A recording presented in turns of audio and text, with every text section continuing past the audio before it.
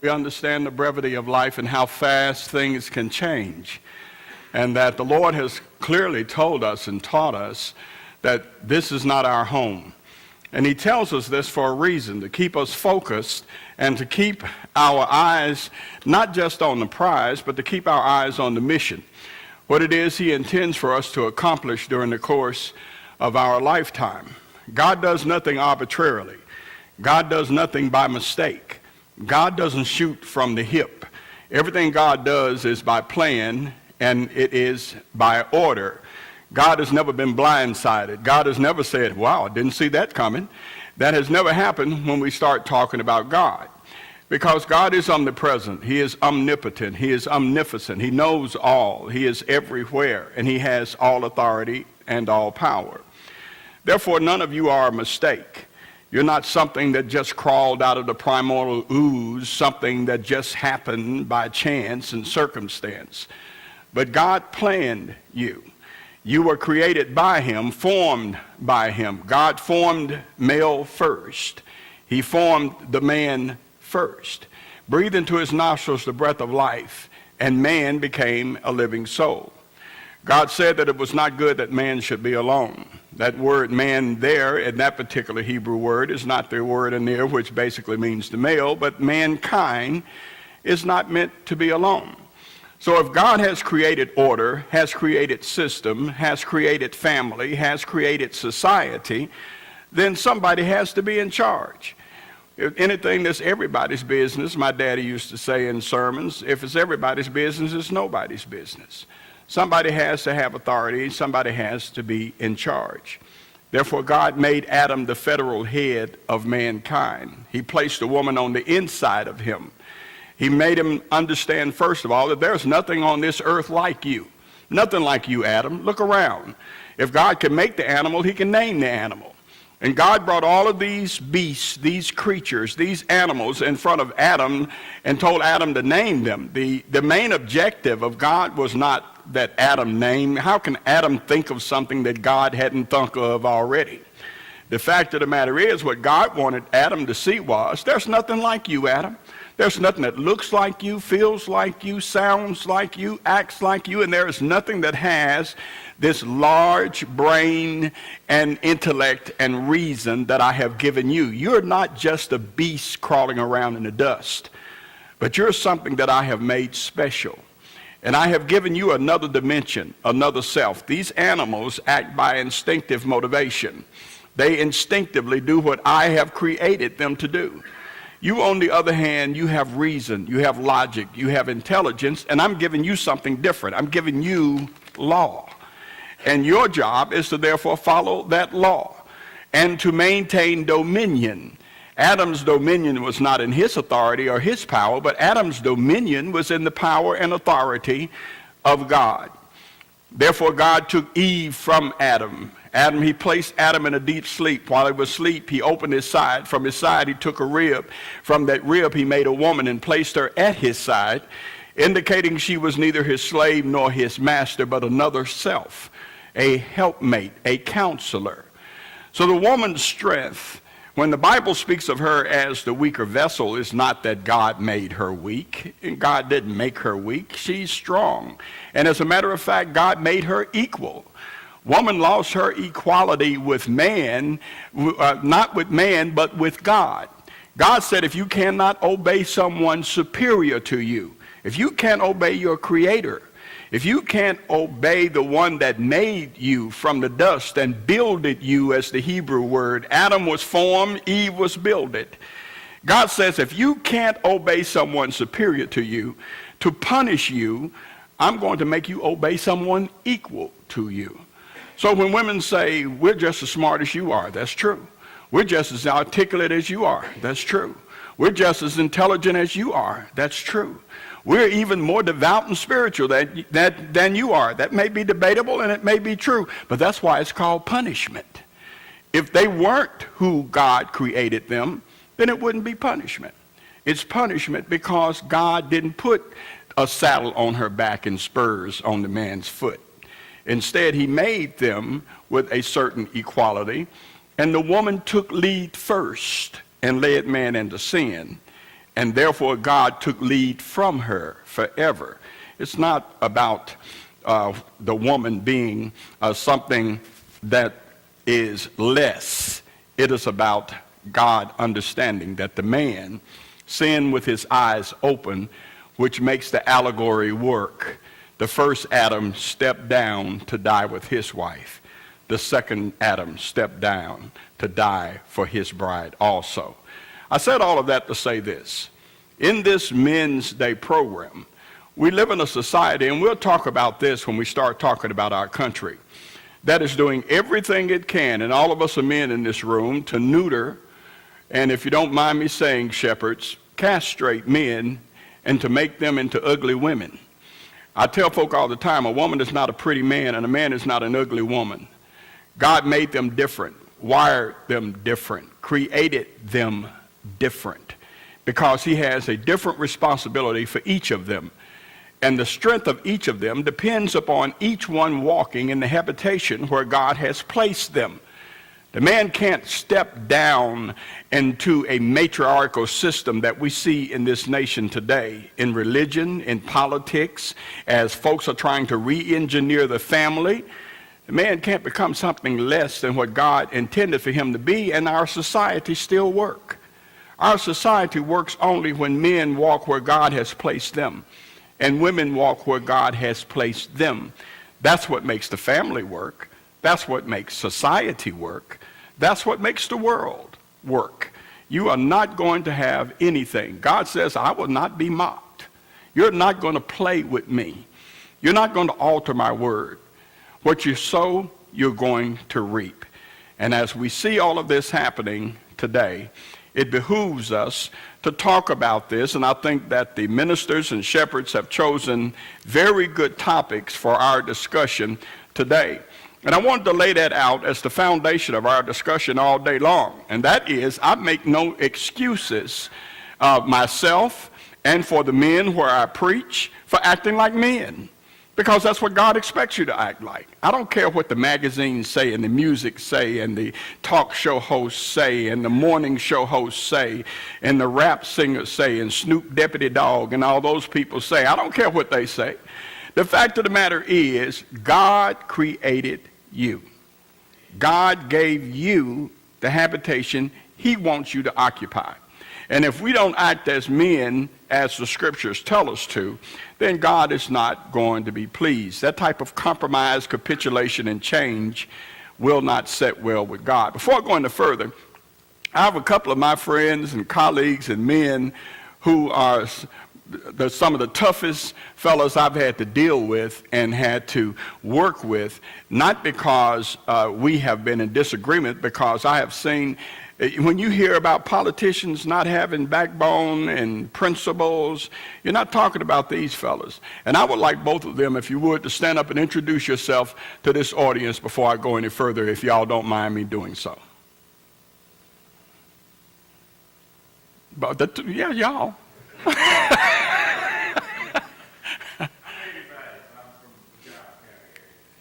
And you serve from? I think about maybe a pre-term.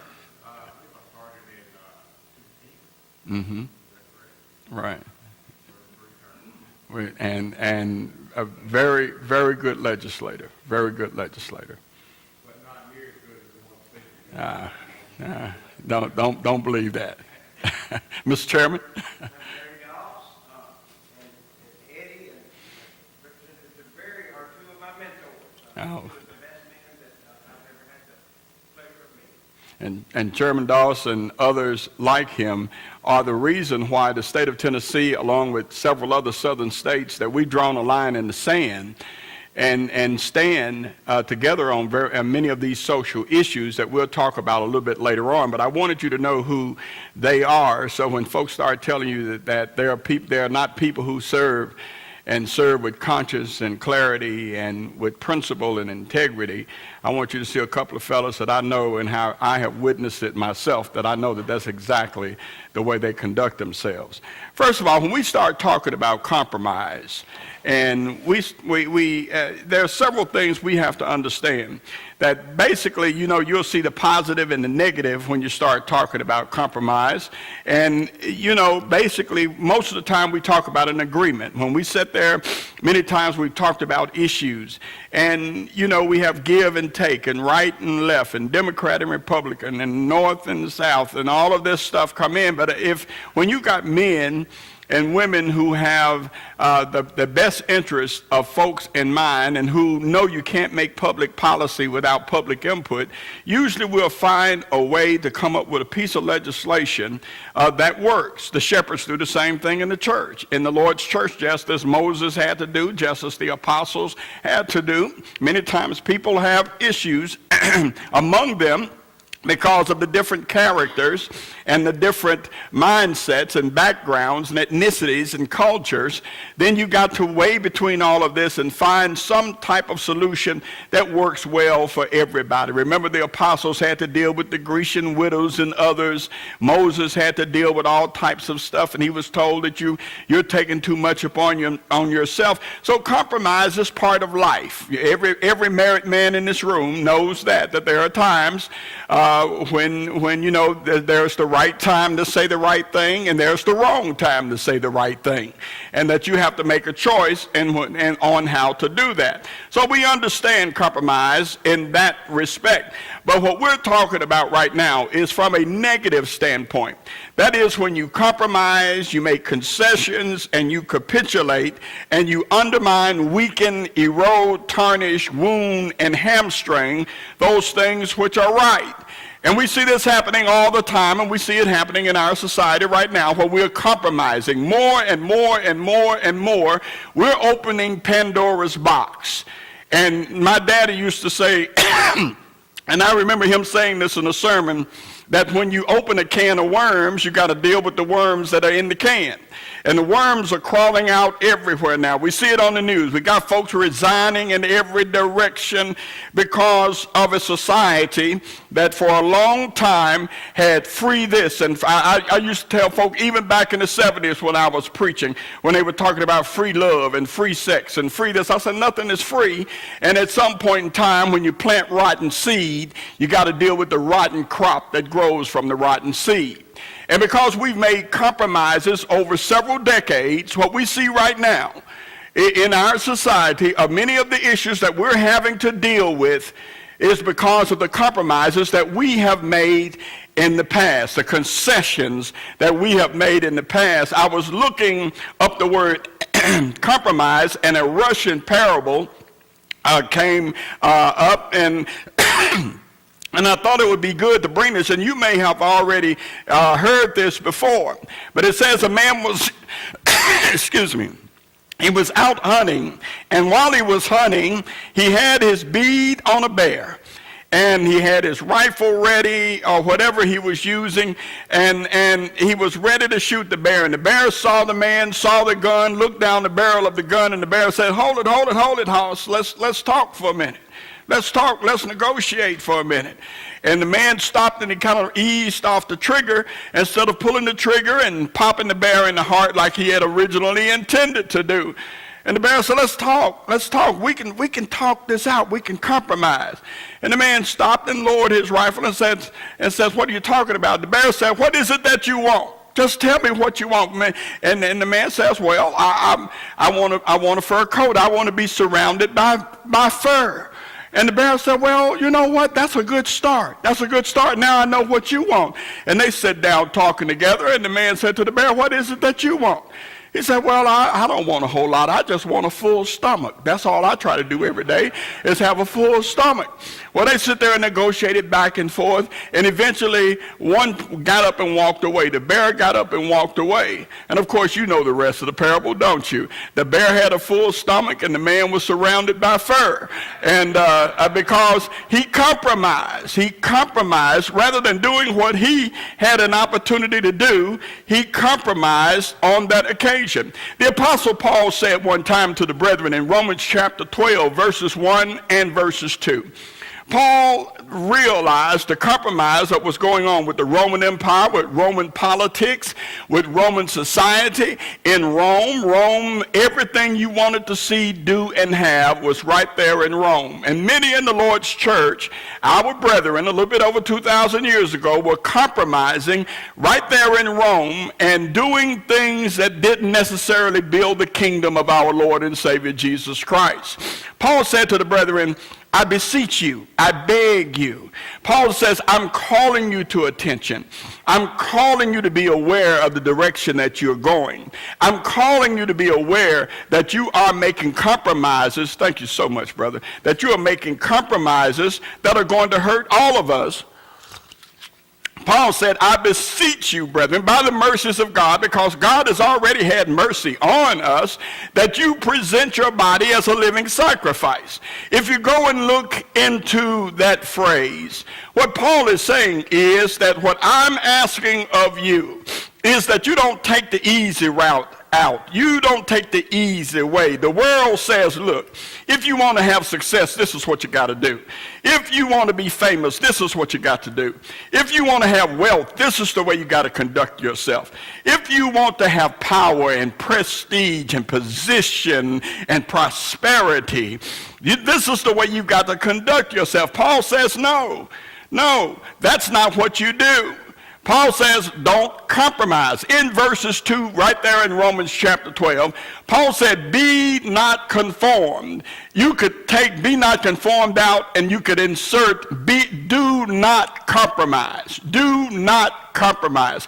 Be not conformed to this world. Compromise with this world. But Paul said, be transformed by the renewing of your mind.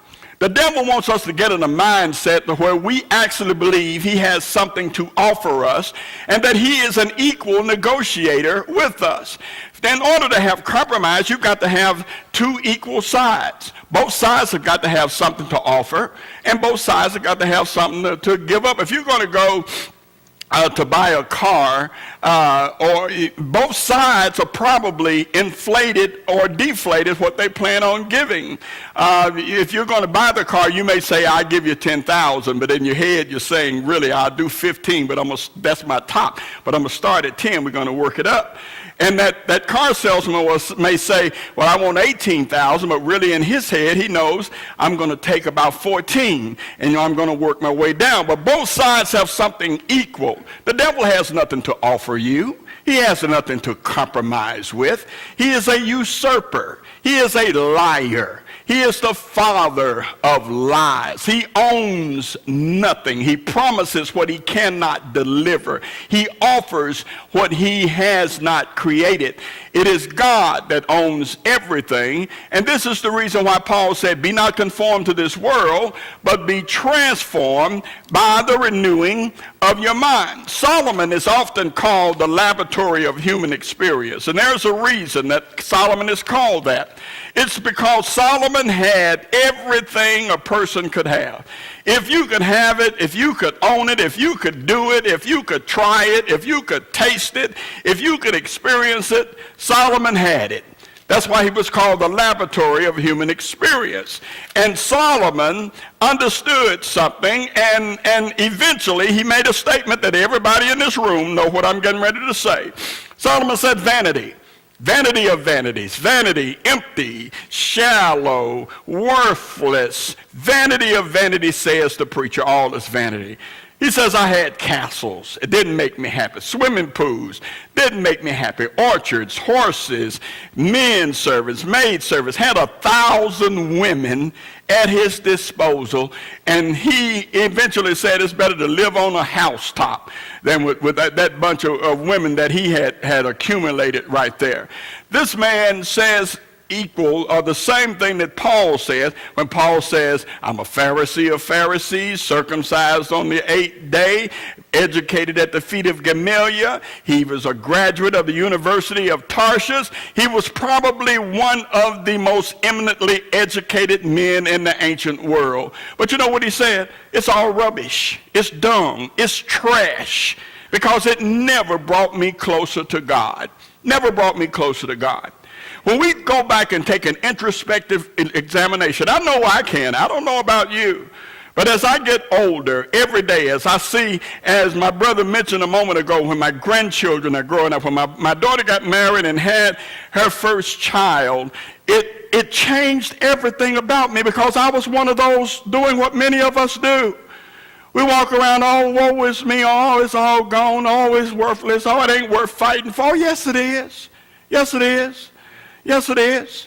We don't give up and give in to the devil. And then what are you going? I don't want to see the world that my beautiful grandchildren are going to have to live in if men like you don't draw a line in the sand right now and say we won't compromise, capitulate, and we're not going to walk backwards from those things which we hold dear. You got to fight the battle right now. You're fighting for your children, for your grandchildren, for your great-grandchildren, for the children you won't see. Don't you understand that? That as God's men, that you cannot compromise?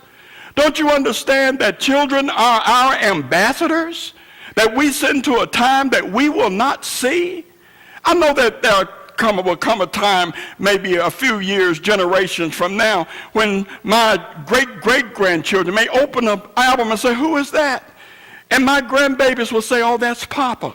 Let me tell you about Papa. Let me tell you how Papa preached. Let me tell you how Papa lived. Let me tell you what Papa did for us. Don't you want that to happen? Then you can't compromise right now. Right now you've got to stand. That's what God wants you to do. Solomon had to look and take an introspective examination. He did. He had to look at this and say, what a mess I have made. I've been trying to buy happiness. I have been trying to compile and hoard good feelings and a good life. And he says, all of this stuff I have done, it's nothing. It is worthless. He wrote in his wiser days in Proverbs chapter 4, verses 14 and verses 15. Listen to what Solomon wrote. Solomon said, enter not into the path of the wicked, and go not in the way of evil men.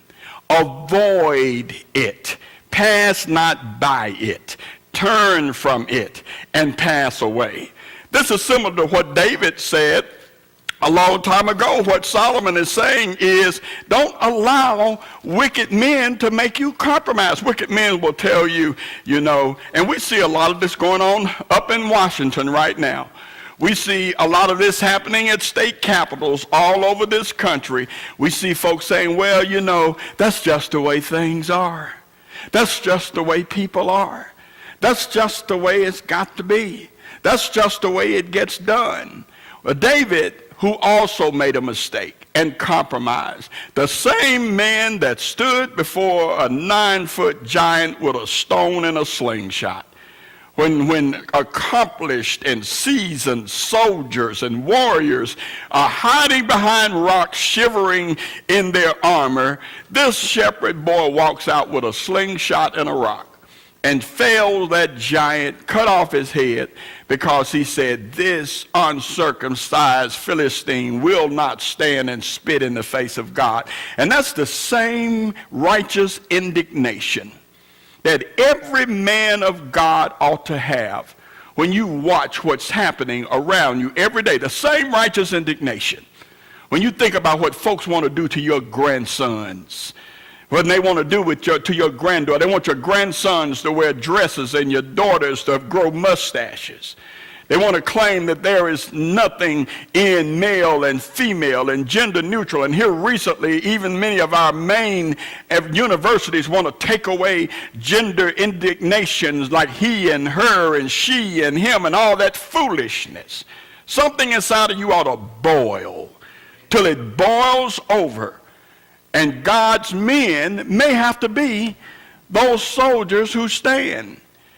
David said this same man who stood before Goliath fell before Bathsheba. This man had that moment of compromise and weakness when he thought that his authority was greater than God's authority. His agenda was greater than God's agenda. His desires were were greater than God's desires, and God had to let him know. God had to put him back in his place. Say, I'm going to forgive you. So you're supposed to be dead twice. You're supposed to be stoned for that murder and stoned for that adultery. But I look in your heart. We know we're not perfect. I like to tell people, I had a fellow walk up to me one time, brethren, and he looked at me and looked me up and down, like I was the one crazy, but it was him. He looked me up and down and said, well, preacher, you ain't perfect. I said, well, you're right, I'm not perfect, but I'm not as imperfect as you are. And what we've got to let folks know is, we're not afraid to tell you, we're not afraid to stand and say, well, I'm not like you. I don't believe the same thing you believe. I don't live the same way you live. I don't worship the same way you worship. I don't conduct myself. I don't raise my children the same way. We need to stop apologizing for being God's men. David, when he finally woke up, when he finally saw what had happened to him, how he had been pulled away by his own desires, he said, blessed is the man, in Psalms 1, that walketh not in the counsel of the ungodly, nor standeth in the way of sinners, nor sitteth in the seat of the scornful. For his delight is in the law of the Lord, and in that law doth he meditate day and night. What are you saying, David? David is saying, don't you get it? That the devil's whole thing is to make you compromise? He said, blessed is the man that walketh not in the counsel of the ungodly. In other words, don't start walking around with sinners.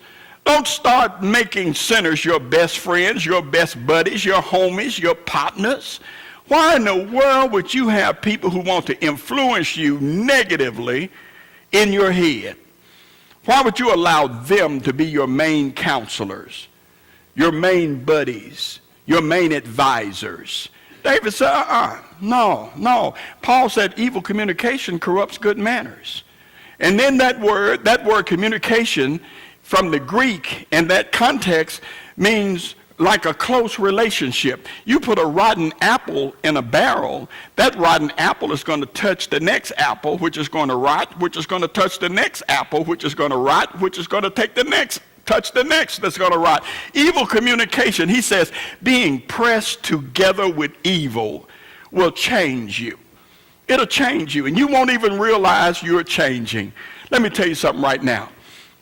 There is only one part of your face that you can see with your naked eye, but you don't even see it right now, your nose. Now you see your nose. You've been sitting there all morning and hadn't noticed your nose. You know why? Because your nose disappears. Your brain makes your nose disappear, so it is not an obstacle to your forward motion and your getting about. You can see your nose. That is the only part. You might be able to see your lip or your mustache, but basically your nose. You've never seen your face with your naked eye. Never. In your entire life, you've never seen your face with your naked eye. All you've ever seen is a reflection of your face by looking in the mirror. Not unless you can pop your eye out and turn around and look at you. Otherwise, all you've ever seen your whole life is a reflection of yourself. Understand that what God's trying to do is make you see what you cannot see, just like your nose disappears and you don't even notice it. Many times our life, our flaws, our failures, our fantasies, our faults, our flops, our mess-ups just disappear, and we don't see them the way God wants them to see, us to see them. And this is why David said, don't start walking with the ungodly. What you do is you start standing with them. You'll slow down and say, I never thought about it like that. Then he says you'll sit with them. You're sitting in the seat of the scornful. You start walking with them. You start standing with them. You start sitting with them. And you didn't even realize the process was going on. That was an old cotton field song that I used to hear my great-grandmother hum all the time when she would be in the kitchen fixing some of her wonderful delicacies, blackberry cobbler and stuff. She grew blackberries in the backyard and fixed the most wonderful cobbler. She would be humming, don't let the devil ride. If you let him ride, he will surely want to drive. And I stopped Big Mama. I called her Big Mama. I said, Big Mama, what are you saying? I was a little boy. She said, it's called Don't Let the Devil Ride. She says, don't let the devil ride, because if you let him ride, he'll surely want to drive. Don't let him flag you down, because if he flag you down, he'll turn you around. Don't let him be your friend, because if he becomes your friend, he'll destroy you in the end. And then, that stuck with me all my life, that song that she would hum while she was cooking in the kitchen, "Don't let the devil ride." How many of us are compromising and letting the devil be our co-pilot? Letting him ride in our life, ride in our family, ride with us to work, ride with us on our job, ride with us at church, and in everything that we do. And this is one of the reasons why David said what he said. In the book of Proverbs chapter 1 and verses 10, Solomon said to the brethren, my son, if sinners entice thee, consent thou not. He said, when sinners try to twist you and turn you and move you in another direction, he said, don't go. Don't go. Don't allow them to do this. In Galatians chapter 1, the Apostle Paul saw the compromise of the brethren in the Galatian region. In that region, they were highly intelligent, but they had been engrossed in idolatry and all types of heathenous activity, and Paul converted them. And then some other folks came and made them compromise. Paul said in Galatians chapter 1, Paul says, I marvel. Paul says, it blows my mind. Paul says, I know I preached to y'all. I know you had the truth.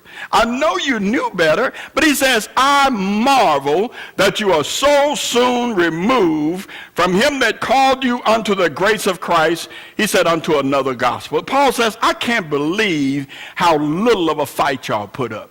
He says, I can't believe how fast you compromised. I can't believe how soon you quit standing and fighting and defending the faith. I wonder if the apostles could come back, or even if our Lord could come back and look at many of us, that he would say some of the same things about us as men. That I'm just surprised that you haven't fought any harder than you fought. I'm really surprised that you haven't given it a better, can we get, how do I get this up? That you haven't done any better than you have done. Can you put up conflict resolution? Conflict resolution. I'm just going to go a little bit of that and before, how are we doing on time? I don't know, because I can talk forever. Okay, so what time am I supposed to stop? 10? About 10 minutes. All right, let me rush. In the book of James chapter 4 and verses 4, brethren, James said that friendship with the world puts us at enmity or makes us God's enemy. Now, the one thing that we should strive for during the course of our life is being the Lord's friend and continuing to be the Lord's friend. We are not to compromise, and we are not to walk away from those things that the Lord has told us. What did John say? John said, love not the world. Everybody in this room can quote that scripture. All of you can. I know I'm in a room full of Bible scholars, preachers, deacons, elders, leaders in the church, brethren, fathers, grandfathers, uncles, brothers. I know that. And I know I'm not going to quote any scripture that you don't already know. What we have failed to do is make the application to strengthen our backbone, to stand up straight, to straighten up our arms and shoulders. God does not want his men tucking their tails and rounding their shoulders and walking through to all the big shots, excuse me for living. No. God says that we are the ones who are supposed to be making the decisions about what society is all about. We're the ones who are supposed to be raising our children in the nurture and admonition of the Lord so they can stand. The Apostle Paul said to the brethren there in Ephesians chapter 6, and every one of you can quote it. Paul said to the brethren, be strong in the Lord and in the glory of his might. What Paul is telling the brethren there is that they are to be strong. You know, Peter was standing there, and they came to get the Lord. And Peter got a sword, pulled his sword, and started slinging it. The apostles were always packing. He didn't borrow a sword. They carried a sword with them all the time. They were always packing. So don't think that that were big old hard-handed, big old tough fishermen who can stand on a rickety boat and pull in a couple of 100 pounds of fish. Those are not some little punks. These are big, husky, strong men who had to work hard to keep up with our Lord. So the Hollywood image of the Lord as this little pretty feminine looking thing, the Lord was a guy who took 39 licks that 10 would have killed me. But he took 39 and still carried a cross and still took nails and still took care of his business on the cross. Took care of his mama, had John take care of his mama, took care of a fellow sufferer, prayed for all of us. Father, forgive them. They don't know what they're doing. He finished it. He took Satan's last try at him and turned his head from the medicine that would have eased the pain, and he said, it is finished, and he gave his spirit to the Lord, dying like nobody else has died before. He bowed his head and gave up the spirit. In essence, what I'm telling you right now is that Jesus didn't quit, didn't compromise. Jesus didn't walk away. He prayed to his Father three times. Father, do I have to die for these people? Do you know how they've treated me my whole life? 3 times. Father, do I have to die for these people? Do I have to take this cup also? They've talked about me. They've talked about my mama, my family. They've called me ignorant. They have traveled behind me. They have tested me and tried me and tempted me and tortured me. Do I have to die for these people? The Lord says yes. God says yes. Because there is no plan B. If Jesus don't get on that cross, we have no salvation, no forgiveness, no justification, no reconciliation, no atonement, no heaven. Jesus is our only hope. If that young man don't get on that cross, on that garbage heap called Golgotha, we're doomed, because that's our only hope, that he dies in our place. And if Jesus didn't give up on me, why would I give up on him? Why would I compromise and walk away from the job when this man took 39 licks from that whip and still got up and stood for us? My brothers and my sisters, for this reason, what Paul said to the brethren, he said, be strong in the Lord and in the power of his might. He said, put on the whole armor of God, that you may stand against the wiles of the devil. The devil's trying to figure your head out right now. He's trying to figure you out right now. That word wiles comes from a strange Greek word which means a path. He's trying to get in your head. Find out what you're afraid of. What is it that you really want, that you'll compromise? How do I get to you and make you give up on your family, give up on your marriage, give up on your life, give up on the church, give up on God? Let me figure out how to get in your head and make you compromise. That's what he's trying to do to every one of you. And Paul says your solution is to be strong in the Lord. When Peter grabbed that sword and started slinging it, the Lord said, put that thing down, boy, before somebody kill you. You're a fisherman, not a swordsman. You're trying to cut the man's head off and cut off his ear. The Lord put the ear back on and said, put that thing down. You're going to die right here. From somebody who know how to use a sword, going to chop you up right here. And what the Lord is saying, and Paul is saying, is, take my power. Let's wrap ourselves in his victory, in his strength, in his wisdom, in his power, and let's not compromise. Don't compromise. There is nothing on this earth, nothing on this earth, but the lust of the flesh, the eye, and the pride of life. Nothing on this earth worth losing your soul, losing your children, losing your salvation, losing the church, losing our community. And who in the world wants folks we see on the news every day, like Kim Jong-fu, what's his name, sending up rockets every other day? You want those people to rule the world? Lord, no. That's why we have to stand. We have to stand and not compromise. Thank you.